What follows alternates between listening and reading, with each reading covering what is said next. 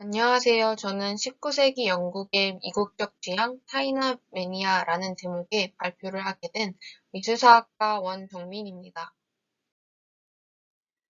저의 발표는 논문 선정 및 소개, 논문 핵심 내용, 논문의 평가의 순서로 이어나가겠습니다.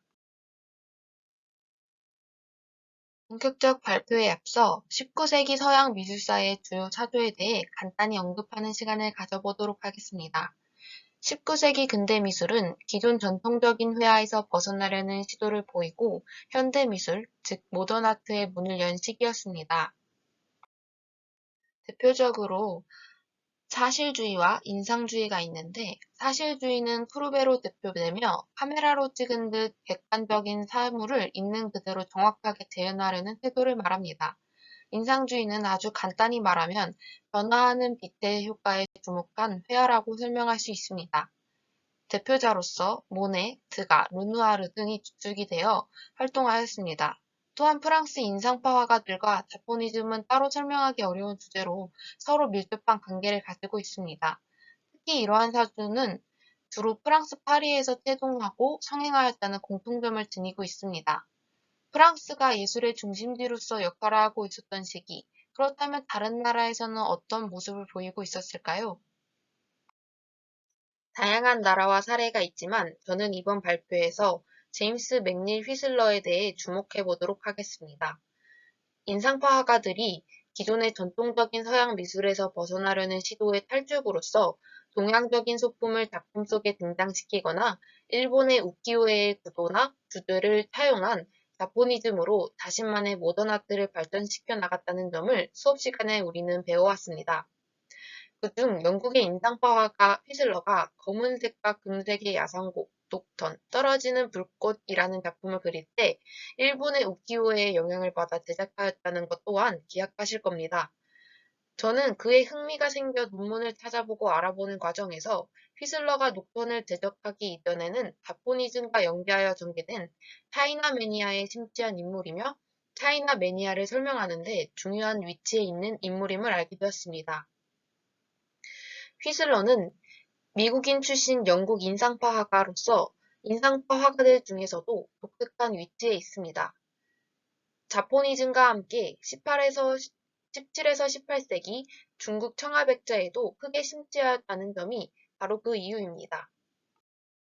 제가 선택한 논문은 김남희 선생님께서 쓰신 한국미술이론학계의 미술이론과 현장 제22호에 수록된 학술지 논문입니다. 논문의 전반적인 흐름은 첫째로 1860년대 영국 사회에서 차이나 매니아 현상의 태동에 대해 언급합니다. 그에 대해 휘즐러와 로제티의 작품을 예를 들어 설명하고 이후 1870년대 영국 사회에서의 차이나 매니아 현상의 확장성에 대해 휘슬러의 청아백자 도록 스케치 작업과 미술상 뮤레이 막스, 휘슬러의 공자 개방을 근거로 설명하고 있습니다.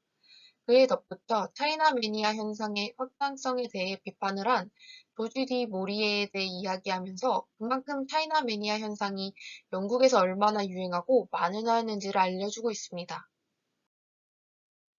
제가 이 논문을 통해 주로 살펴볼 점이자 이 논문을 선정한 이유는 차이나 매니아가 19세기 중반 나타나기 시작한 영국적인 문화 현상이자 인상파 화가와 밀접한 사조인 자포니즘과 관련된 새로운 개념이라는 점 때문입니다. 또한 그를 알아보면서 수업 시간에 사실주의와 인상주의 중심으로 설명되었던 19세기 전반에 깔린 미술계의 흐름에 대해 차이나 매니아라는 현상과 함께 살펴보면 좋을 것 같다는 생각을 하였습니다. 차이나 매니아는 19세기 중반 이후 유럽 사회에서 유행한 자포니즘과 연계하여 전개된 독특한 영국의 문화 현상입니다. 영국의 급속한 산업화를 기반으로 성장한 영국 중산층의 소비 문화와 이국적 취향이 결합되어 형성된 중국 예술품 수집 문화로도 설명이 가능합니다. 영국의 중산층은 강의영강 청아백자를 수집하고 그를 장식하는 공간을 마련하면서 신분과 부를 사회적으로 표출하고 과시하고자 하였습니다. 예술의 보편적 법칙과 규범을 중시했던 아카데미 규칙은 휘슬러를 포함한 영국의 당대 미술가로부터 반감을 사고 있었습니다. 특히 휘슬러가 런던에서 활동하기 시작한 1860년대 초반 영국 미술계에서는 프랑스의 비평가 테오딜 테오필 고티에가 만들어낸 예술을 위한 미술의 개념이 등장하였고, 그에 따라 당대 프랑스 아카데미 주도 미술교육의 핵심인 역사적 사실과 교훈적 내용으로부터 벗어나고자 하는 움직임이 보였습니다. 따라서 진정한 미술은 시각적 표현의 자유로부터 시작된다는 맥락으로 이해되어 화가들이 다양한 예술적 시도를 하게 하는 결과를 낳게 되었습니다. 휘슬러도 그러한 분위기에 따라 1863년 새로운 예술적 행보를 시작하였습니다. 사실주의로부터 벗어나기 위한 노력의 일환으로 자신의 미학적 영감을 동양 미술품, 특히 중국 장식 예술에서 찾고자 하였습니다. 중국 수많은 청아백자를 수집하면서 강인년간 중국에서 제작된 청아백자의 굴곡진 형태와 섬세하고 세련된 문양에서 얻은 예술적 영감을 자신의 그림에 표현하여 자신만의 독특한 미학적 표현 양식을 구축했습니다. 또한 그는 비교적 영국보다 중국으로부터 수입된 미술품을 저렴하게 매입할 수 있었던 네덜란드 암스테르담에서 상당량의 중국 청아백자를 구매하였습니다. 그의 작품 자줏빛과 장밋빛은 그에 따라 휘슬러가 중국 청아백자를 구매하였던 네덜란드 암스테르담의 상점 중 하나를 묘사한 것입니다.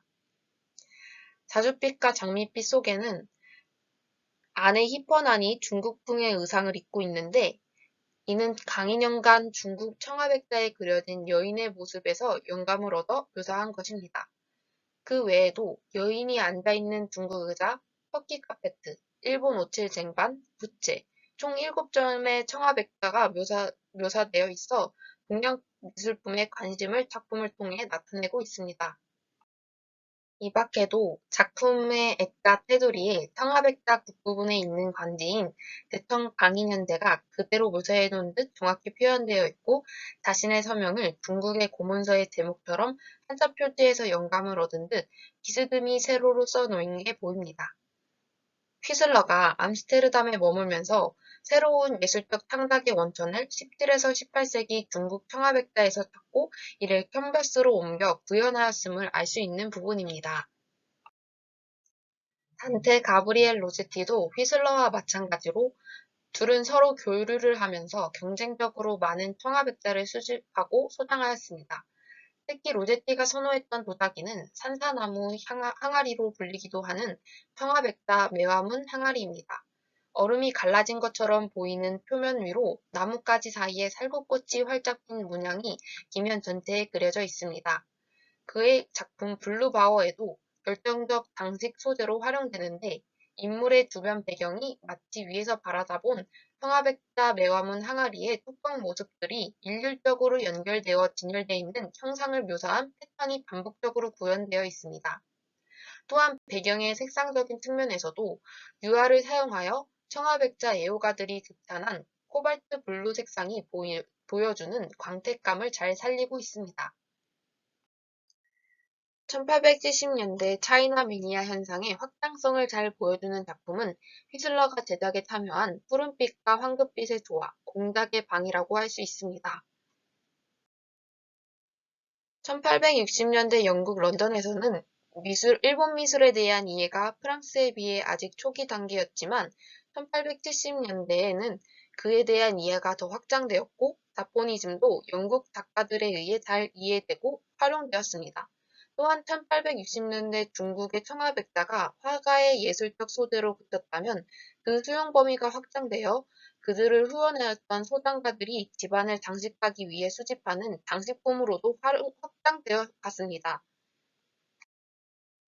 1870년대 휘슬러도 그러한 사회 분위기 속에서 자포니즘에 대한 이해도 확장시켜가며 앞서 언급한 노편이라는 작품도 제작하며 인상파 화가로서의 면모를 보여주었습니다. 또한 당대 유명한 미술상 뮤레이 막스는 휘슬러에게 중국 청아백자 도록 제작을 부탁하였고, 휘슬러는 그러한 과정에서 더 다양한 문양의 중국 청아백자를 가까이서 실견하고 묘사하며 청아백자를 더 심층적으로 수용하게 됩니다. 또한 이 시기 중요한 인물인 뮤레이 막스는 19세기 중반 이후 영국 미술계에서 중국 청아백자의 미학적 가치를 높여 수집 열강의 봄을 확고히 하였습니다.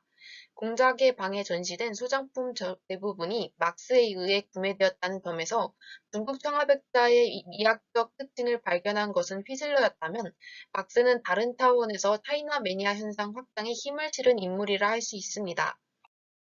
공작의 방은 영국인 선박 사업가 프레드릭 리차드 레일랜드가 자신의 집에 강희대 위기 제작된 중국 청아백자 소장품을 진열하기 위해 만든 다이닝룸의 명칭입니다.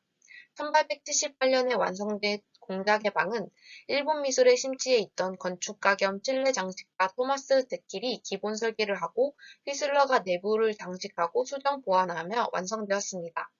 북쪽벽에는 휘슬러가 그린 도자기 나라에서 온 공주 혹은 장밋빛 은빛이라는 제목의 작품이 걸려 있습니다. 당대 일본 미술의 영향을 받은 인상주의 화가들이 그림에서 공통적으로 나타내는 것처럼 일본풍 의상을 입고 있는 유럽의 여인을 주인공으로 하고 있습니다. 또한 주변에는 일본 병풍을 비롯한 일본 미술품들이 배경으로 등장합니다. 맞은편 벽에는 파란색과 금색의 조화가 돋보이는 한 쌍의 공작새의 형상을 담은 벽화가 그려졌습니다. 동쪽 벽의 세 군데 덧문에도 공작새 4마리가 그려져 있습니다. 그 외에 벽면을 전체 차지하고 있으며 장식장에는 레일랜드가 수집했던 중국 강인연간 청아백자 300여 점이 과시하듯 전시되어 있습니다. 특히 공작의 방의 주요 테마인 푸른빛과 황금빛의 조화를 실현하기 위해 선택된 선명한 프루시안 블루 색상은 강인연간 청아백자를 더욱 돋보이게 하고 있습니다. 공작의 방은 동양 미술품이 지닌 미학적 세계에 대한 이해와 관심이 선행되어 있던 인상파화가 휘슬러와 신흥 부르주아들이 자신의 취향과 사회적 지위를 나타내기 위해 청아백자로 새로운 공간을 만들고 장식하는 유행과 더불어 이 둘을 연결하기 위해 움직인 미술시장의 역할의 삼박자가 어우러지며 19세기 후반 영국에서 발현한 사회문화적 변화인 차이나매니아 현상을 가장 잘 보여주는 사례입니다. 한편 1874년 영국의 소설가이자 사파가 조지 디 모리에는 17에서 18세기 중국 청아백자 수집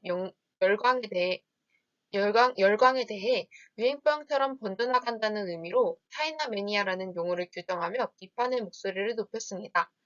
휘슬러의 그림을 소재로 하여 차이나 매니아 현상을 비판하며 풍자하는 사파를 펀치에 연재하기도 하였습니다.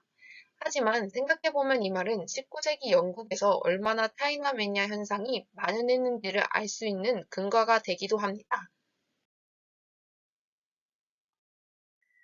19세기 새롭게 나타난 예술계의 변화에 따라 자포니즘과 연계된 차이나 매니아 현상은 19세기 영국 사회 경제적 상황에 따라 발현될 수 있었던 매우 독특한 영국적 현상이라는 부분이 저는 이 논문에서 가장 중요하게 생각되는 부분이었습니다.